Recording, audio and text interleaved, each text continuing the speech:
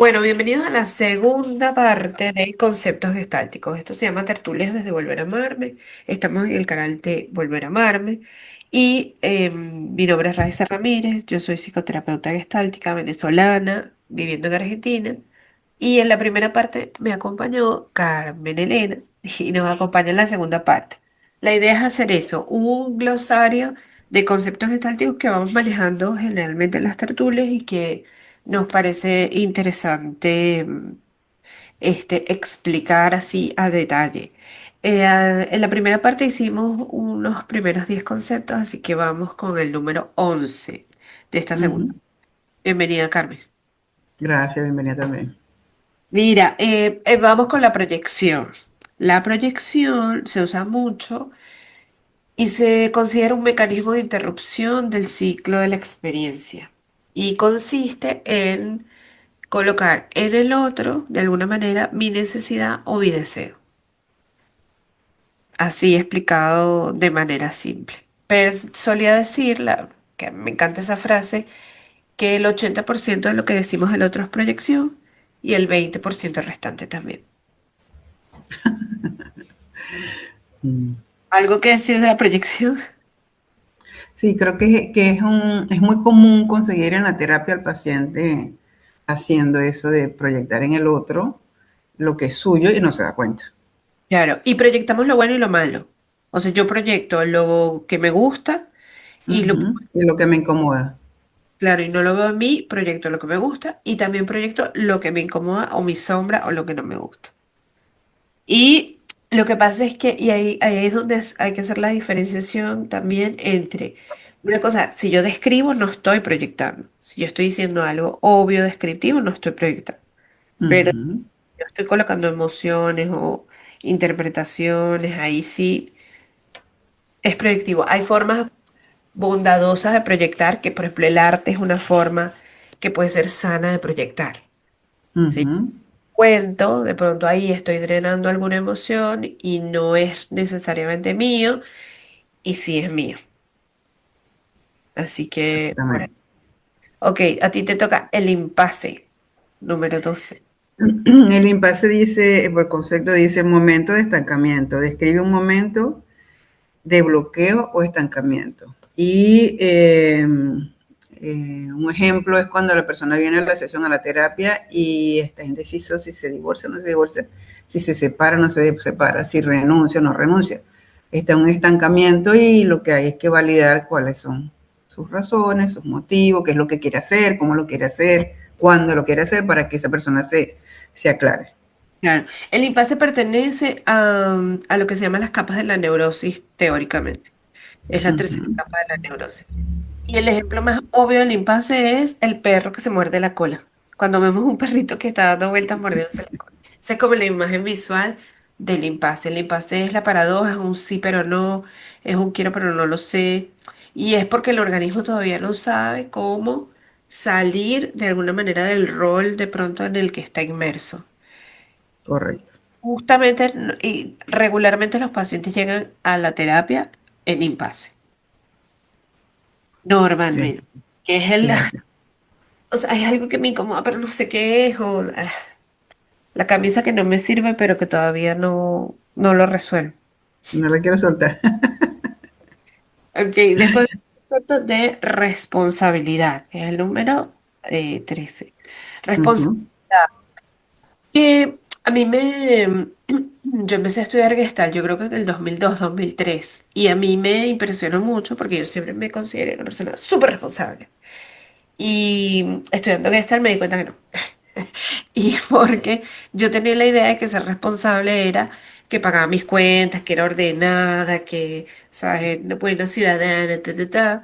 Y resulta que desde esta mirada, desde la mirada psicoterapéutica, la responsabilidad tiene que ver con asumir mi parte y poder responder a lo que me corresponde a mí. Es mi capacidad de respuesta ante una determinada situación. Entonces yo asumo mi responsabilidad. Por eso hablar en primera persona es asumir responsabilidad, Ujú. hablar es asumir responsabilidad, hacerme cargo de mis emociones es responsabilidad.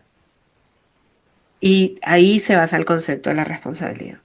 Tú tienes Y cuando, Cuando el paciente viene por lo que le pasó en su infancia, pero todavía está anclado ahí, pegado ahí, y ya eres un adulto, ajá, ¿qué vas a hacer con eso? Porque no puedes estar el resto de tu vida anclado a un evento o muchos eventos del pasado, tú tienes que hacerte responsable de qué vas a hacer con eso ahora que eres un adulto.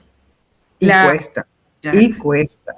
Sí, porque claro, porque posiblemente si sucedió alguna situación en la infancia, allí no eras responsable porque no pudiste eh, Ujú. dar, digamos, otra capacidad de respuesta, sino que tuviste que ajustarte, pero ya después, adulto y manganzón, hay que ponerse las pilas y ser responsable y dejar de culpar a los padres, digamos, que son los principales.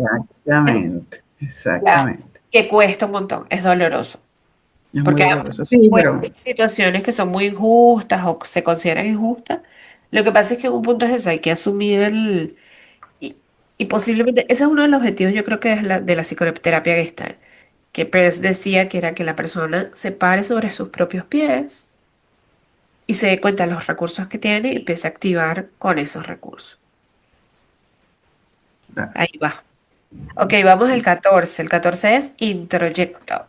Introyecto. En este concepto decimos mecanismo de defensa donde se incorporan creencias nuevas o valores externos, aceptándolos como que si fueran propios.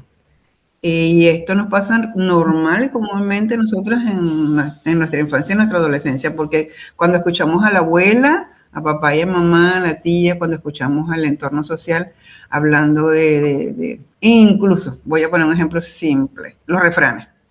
Y entonces yo eso me lo como, me lo trago, lo digiero y lo integro. Ya. Y después cuando llego adulta digo, no, pero a mí no me parece esto, pero no sé cómo cambiarlo. Porque es que mi abuela decía tal cosa, mi papá decía tal cosa. Y a mí no me parece, yo nunca estoy de acuerdo, pero veo que me lleva Sí. por el camino. Peirce decía, o en los libros de Gestalt se dice, que el introyecto, la imagen visual del introyecto es la manzana que te comiste, pero lo masticaste y se te quedó trabada en la garganta. Porque tiene que ver con eso, es un concepto que yo me tragué, pero que yo no Ujú. asimilé, que no mordí, que no, porque, y la diferencia vas a ver que una idea propia es tuya y nadie te tiene que convencer de nada. Un Claro, y, introyecto tiene que ver con un deber ser, me dijeron, mi papá opina, mi mamá opina, en mi familia lo que se hace ujú. es una Y generalización. eso de que los hombres no lloran, eso Sí, es un introyecto, porque los hombres tienen sentimientos y emociones igual que nosotras, que las mujeres. Y claro, cuesta. Yo tengo situaciones difíciles en la terapia en donde la persona devuelve biológicamente. Siempre tengo una papelerita por ahí con una bolsita puesta, preparada, y yo me alegro. Y la persona se queda sorprendida, pero ¿qué me pasó aquí? Nada. El introyecto lo acabas de devolver porque no iba contigo y estaba atragantado. claro. Y está vinculado con el deber ser y el tengo que. Mm, Entonces, por si acaso quieres saberlo, si tú quieres saber qué tan introyectada estás, fíjate ujú, cuántas veces usas o te mueves desde este deber ser, yo tengo que, no lo quiero ujú, hacer, igual debo hacerlo, debo ir a tal lugar, ujú, debo sonreír, debo. Hay gente que ujú. llega muy introyectada a la consulta. Esa. Sí, Se trabaja, lo bueno es todo esto que se trabaja. sí. Seguimos con número 15 organismo. Que si bien estos parecen comunes, lo que pasa es que se usan, digamos, como dentro de la jerga gestáltica. Y el organismo lo definimos como el núcleo de la vida humana. Se entiende como un todo holístico. No se limita al cuerpo físico, sino que abarca la integración de mente, cuerpo y emociones en constante autorregulación para mantener su equilibrio. Entonces, cuando hablamos de organismo, no solamente hablamos de la persona, o sea, como de ese yo, cuerpo, sino que esa visión que tiene la Gestalt, que es circular, que es holística, que es el todo, que abarca eso, abarca las emociones, abarca el cuerpo, abarca la mente, abarca todo, digamos. Y a mí eso quizás es lo que, de las cosas que más me gusta de la Gestalt, que integra el cuerpo también, que no solamente que es una terapia que no es necesariamente de la mente, sino que integra el cuerpo, digamos, en los ejercicios y en la ejecución, porque en el cuerpo hay mucha información. Entonces se Sí. ve como un todo. Cuando yo me enamoré de Gestal, Me enamoré primero como paciente, y a mí me intrigaba cómo era que el terapeuta se daba cuenta cuando yo hacía algo con las manos, o cuando tragaba grueso, cuando reprimía el llanto, cuando se me agitaba la respiración. Eso me intrigó muchísimo. Y después, cuando empecé a estudiar la carrera, para mí fue maravilloso porque estás atenta con los oídos a lo que está diciendo el paciente, pero como observador estás más alerta todavía Sí. para poder identificar y preguntarle a ese paciente, y en lo que le preguntas el paciente se da cuenta. No me había fijado. Y eso es lo maravilloso.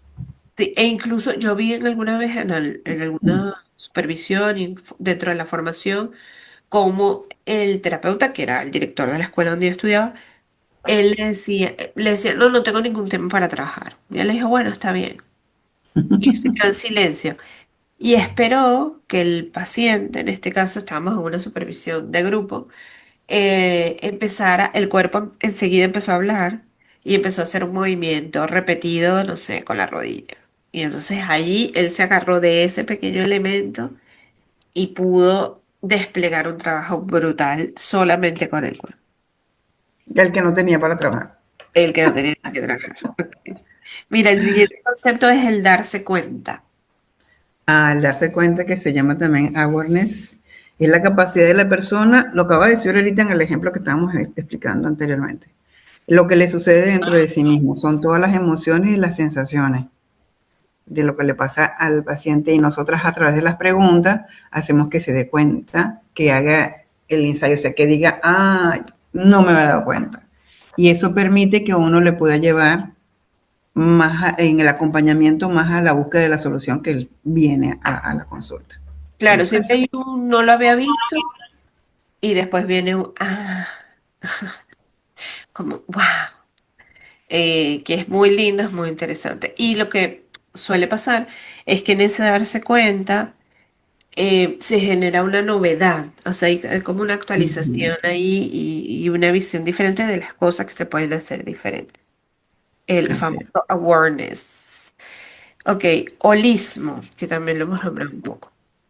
Lo voy a leer Ujú. también. Dice, sostiene desde la psicoterapia Gestalt, que el ser humano es una totalidad integrada e interconectada, donde el todo es mayor que la suma de sus partes.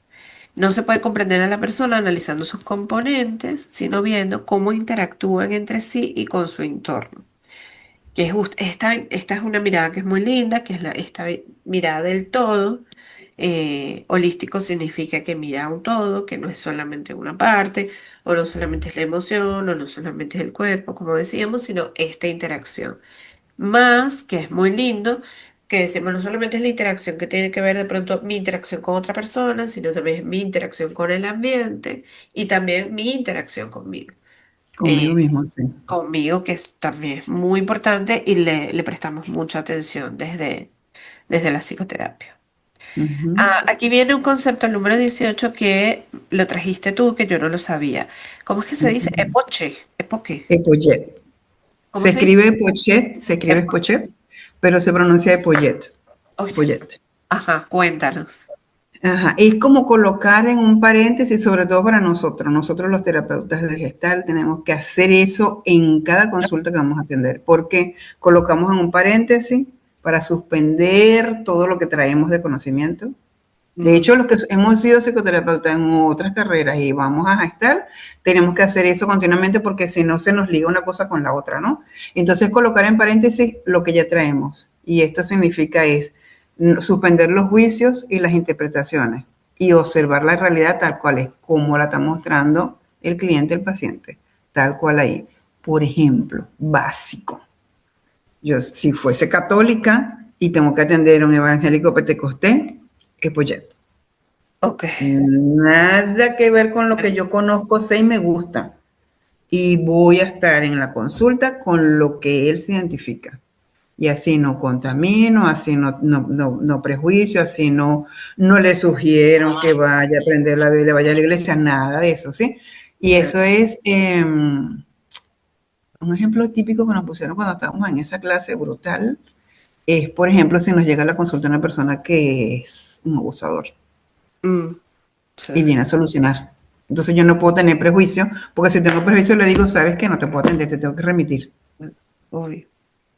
Por Y a eso lo es tan mejor, importante que el terapeuta haga terapia. sí. Y eso a veces tampoco se cumple en todas las veces. Porque nosotros mientras estamos atendiendo al paciente tenemos que ir a también aliviarnos, porque Claro. también nos impacta, porque también tiene que ver con nuestra historia. Ir a terapia y supervisar casos. Eso también es muy importante. Y Ujú, sí, además, suponer que tienes mucha. La supervisión de ese casos se hace normalmente cuando estás empezando, como para agarrar confianza y para aprender más. ujú, Yo creo que la supervisión de casos se puede hacer en cualquier momento y a veces yo lo que he hecho a veces es que tengo grupos de terapeutas que nos ujú. reunimos y sin, por supuesto, guardando el secreto profesional y toda la historia porque se comenta Claro. con lo que se El comenta, caso. ¿no? Es el caso y cómo nos impacta ese caso si nos llega a impactar en lo personal. Y desde Así es. ahí se trabaja, así que eso es súper importante. Sí, señor. Está buenísimo eso. Bueno, viene el número 19 que es el vacío fértil. Ah, hermoso, me encanta. El vacío fértil, que a mí me gusta mucho porque eso también forma parte de la cadena de lo que es la capa de la neurosis. Y el vacío fértil es el punto exacto antes de que venga el ajuste creativo, el darse cuenta. Es como un punto en donde ya lo antiguo no me sirve, pero yo todavía no sé bien qué es lo nuevo. Y la sensación que puede sentir la persona, o que puedo sentir yo en el vacío, puede ser incluso de angustia, de muerte, de eso, de vacío. Porque ya yo sé, esto, ya yo no puedo volver para este lugar, pero todavía no Ujú. sé dónde me voy a ir.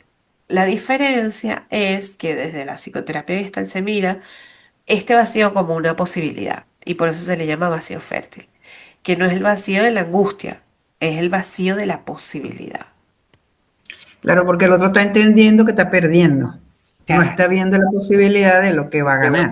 de lo nuevo, de lo que viene, que además viene. Es como si yo tengo una taza donde tomé té y tomé otro té y después me tomé otro té, el vacío fértil sería, bueno, lavo la taza, la vacío completamente y la voy a dejar ahí en vacío. Y vamos a ver que el líquido viene.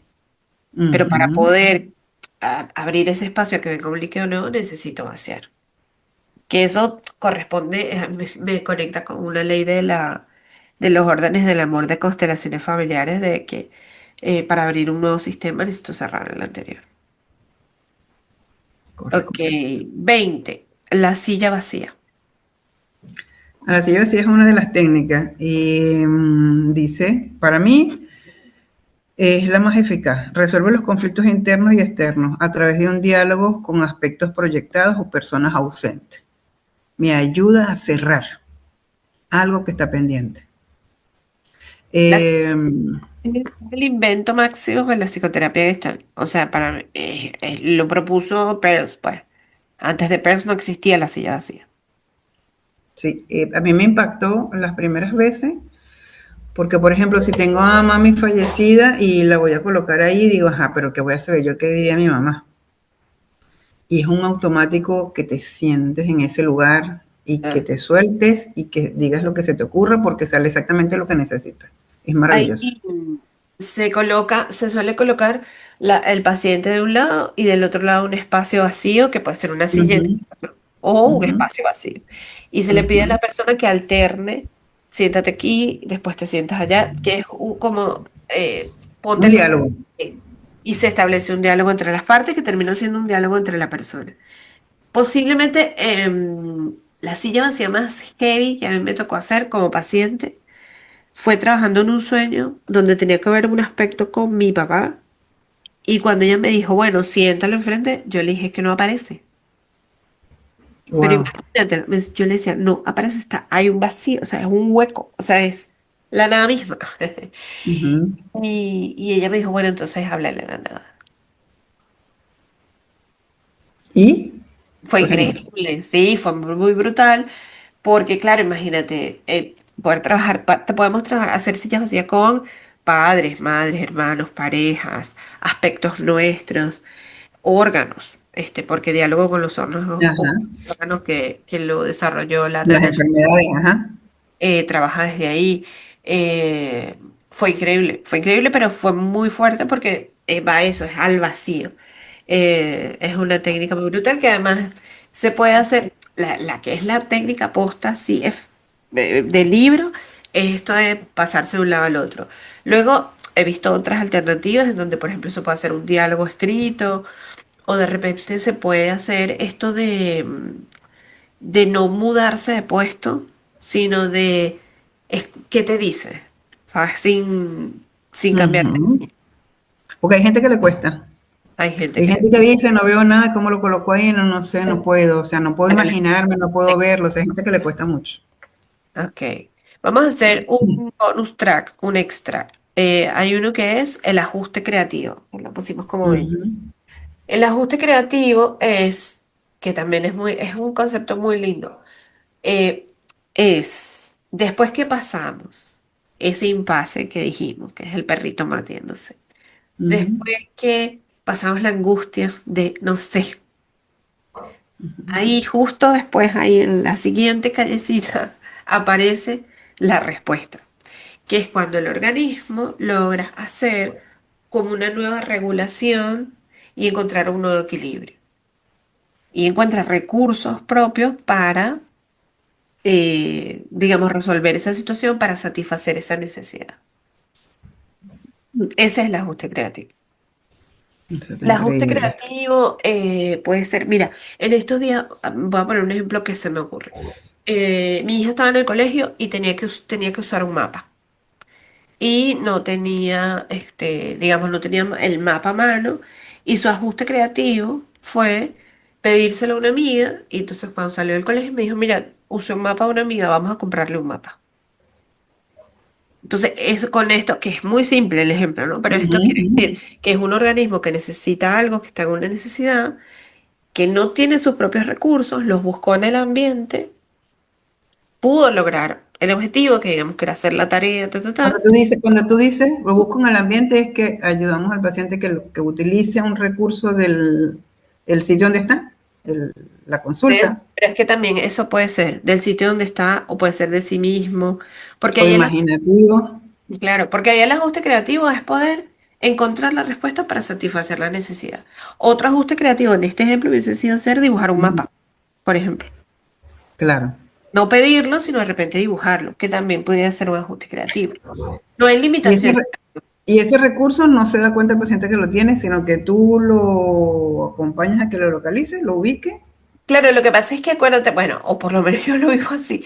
Una cosa es la consulta, esa hora, ese espacio, y luego la Ujú. vida, que es, bueno, aquí como que de alguna manera, no sé, hacemos pautas y después juegas, o sea, en la vida te toca jugar con Claro, las que claro. tienes.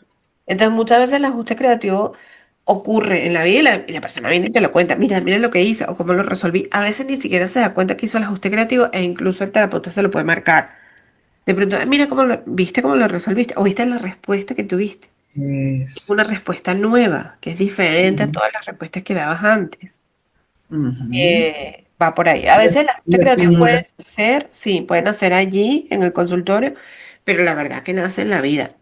Pero todos tenemos, y yo creo que todos tenemos ajustes creativos posibles a veces. Puede ser que no nos demos cuenta, pero vamos Yo ajustando. creo, Un ajuste yo creo creativo que es, coño, tengo 3 huevos en vez de 4 para una receta y veo cómo lo resuelvo. ahí me No, las arreglo, sí.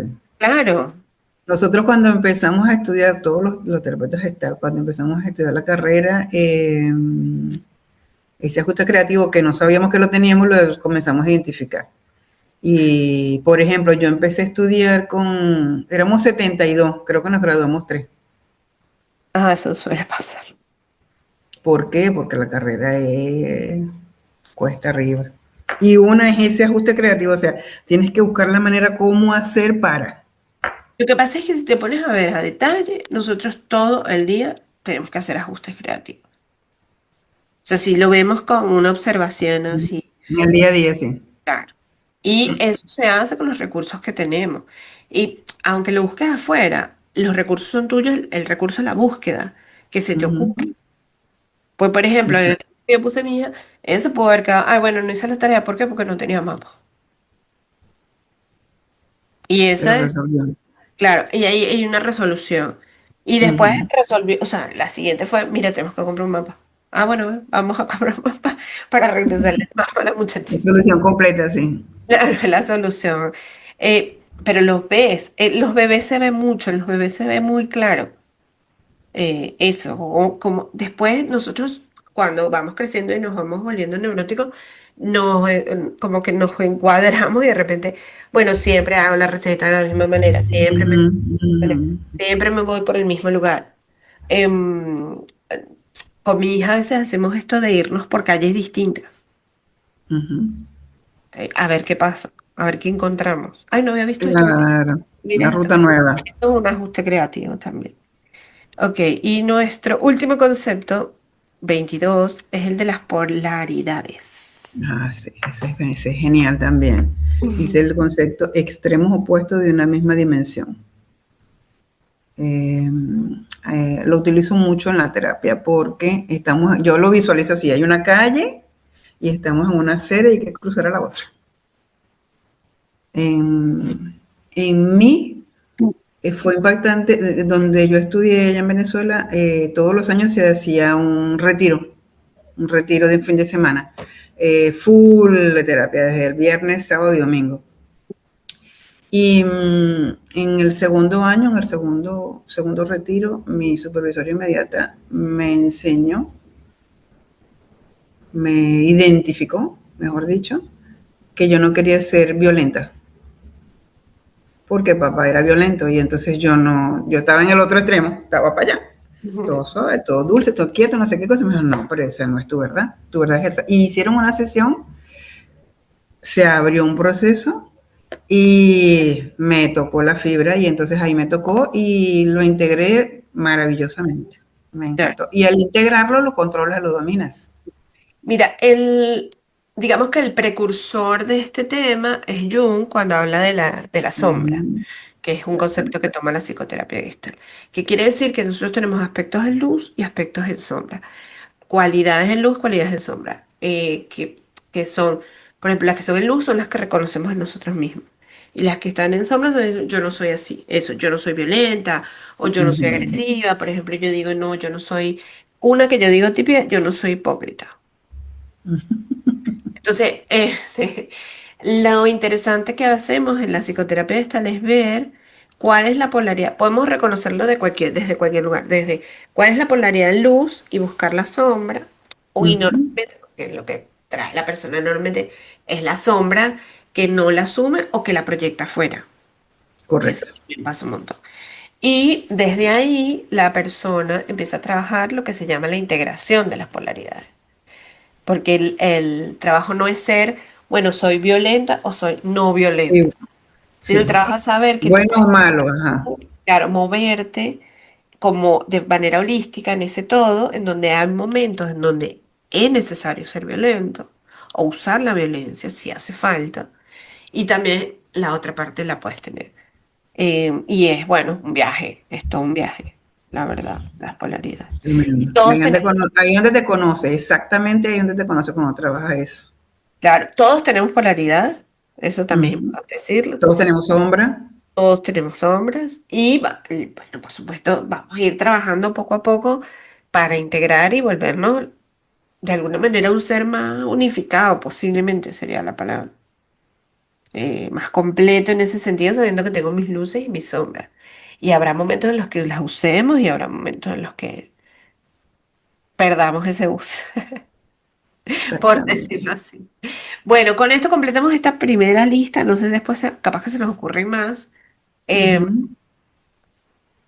Este espacio que se llama Tertulias desde Volver a Amarme, mi intención y los diferentes episodios que he hecho, estos son con la idea de agarrar temas que están allí, que nos tocan, que nos atraviesan y darles una mirada desde la psicoterapia Gestalt. Aterrizar conceptos para que sean manejables, digeribles, que la gente los pueda entender, que sean fáciles de entender, porque para mí la Gestalt esa es la otra maravillosa cosa que tiene la Gestalt, que yo siento que es bastante entendible. Es decir, que no tienes que ser un psicólogo tucutucu para entender Ujú. conceptos gestálticos y que se puede vivir gestálticamente, que es una forma de estar en el mundo. Eh, y eso me gusta mucho. Entonces, bueno, esa es la intención de este espacio. Esta es la segunda parte. de 22 conceptos que le fuimos dando, que nos dividimos y le fuimos dando. Y que me gusta mucho la idea. Así que bueno, cualquier sugerencia, por supuesto, nos pueden escribir, cualquier pregunta nos pueden escribir. Ella es Carmen Elena Calles, yo soy Raiza Ramírez. Las dos atendemos pacientes de manera online. Y tú estás atendiendo en cara a cara Sí, presencial también. también, ok. Así que estamos a la orden. Te agradezco mucho el tiempo, el espacio, todo. No, No sé además, si un placer. tienes alguna conclusión. A mí siempre, bueno, sabes, la ley del cierre. Yo me atrevería a cerrar con que siempre simbolizo en las terapias de Gestalt, como venir como morrales, venir con una bolsa, venir con un tobo, con un envase, lo saco aquí con mi terapeuta y yo, paciente, elijo qué voy a trabajar. De todo lo que tengo aquí, yo digo, esto es lo que quiero trabajar ahorita. Porque el psicólogo va a decir, pero esto aquí, mira, eso está así, una alerta te está haciendo una llamada. No, no, no. Pero yo creo es esto primero, yo quiero. Y entonces yo soy la que dirijo. O sea, el paciente dirige su proceso y él dice cuándo lo inicia, cómo lo cierra y nosotros lo que hacemos es acompañar. Por eso a mí me encanta terapia, no psicoanálisis. Y el que manda, el que dirige, el que decide es el paciente. Y ese respeto que nosotros sentimos por ellos es lo que hace que ellos avancen, que no se bloqueen, que no se cierren a su crecimiento y a soltar tanto sufrimiento que uno trae. Bueno, porque idealmente danzamos con la resistencia del paciente y lo Ujú. luchamos contra esa resistencia que es importante, porque la resistencia salva muchas veces, es lo que mantiene a salvo a la persona. Así que Correcto. eso es importante. La psicoterapia Gestalt además pertenece un poco a esto que tú dices, forma parte de la tercera fuerza de la psicología, que es la psicología humanista, Ujú. que la desarrolló Carl Rogers, en donde por primera vez se habla de la terapia centrada en la persona. Y por eso esta cosa de centrar en la persona significa que el paciente trae la información, que nosotros vemos qué trae la persona, cuál es su prioridad, qué necesita, y nos centramos en ella. Entonces, por eso es un acompañamiento y cambia un poco el rol de terapeuta sabiondo súper arriba, digamos, a un acompañante que va ahí mano a mano con la persona y que la persona es la que sabe lo que le sucede. Exactamente. Y si tenemos que, bueno, algo que me impactó muchísimo a mí siendo paciente en los primeros, los pininos de paciente, es que hacen su pausa. Y en esa pausa, como que te da tiempo como paciente a ver qué está pasando conmigo, qué estoy sintiendo, cómo me siento, qué es esto, o sea, y necesito también mi tiempo. Y ese respeto del terapeuta a esperar que esté listo para hablar, si no está listo para hablar, si está llorando, si está pensando, si está reflexionando, si está en stand-by, no importa, quédate quieto, déjalo quieto, ¿qué? Eso me encantó. O sea, hay muchas cosas de tal que verdad que es mucha diferencia de una cosa a la otra y realmente cuando lo vives es cuando dices, wow, esto es. Qué bueno, sí. A mí me cambió mucho la vida, la verdad, como paciente. Así que de ahí nació mi deseo de estudiarlo. Tuve por suerte una buena formación en Venezuela y yo también me formé acá en Argentina. Y en Argentina Mm, hice una escuela que la amo con todo mi corazón, que es el Centro Gestáltico San Isidro, que tiene una formación muy bestial y muy robusta. bien, Y, y nada, fue increíble porque realmente sí, me puso como en otro lugar y entender desde otro lugar, además mucho vivirlo, porque hice mucha terapia en ese tiempo mientras hacía la formación. Y bueno, a mí el tema de los sueños trabajados desde la Gestalt me encanta, ese es un programa que tengo pendiente, un tema sí, es interesante. tengo pendiente porque es increíble. Así que bueno, con esto terminamos los conceptos gestálticos, parte 2. Bueno, Gracias. Nos vemos a la próxima. Esto se llama Tertulias de dale, Joan. muchas gracias. Gracias. Un abrazo.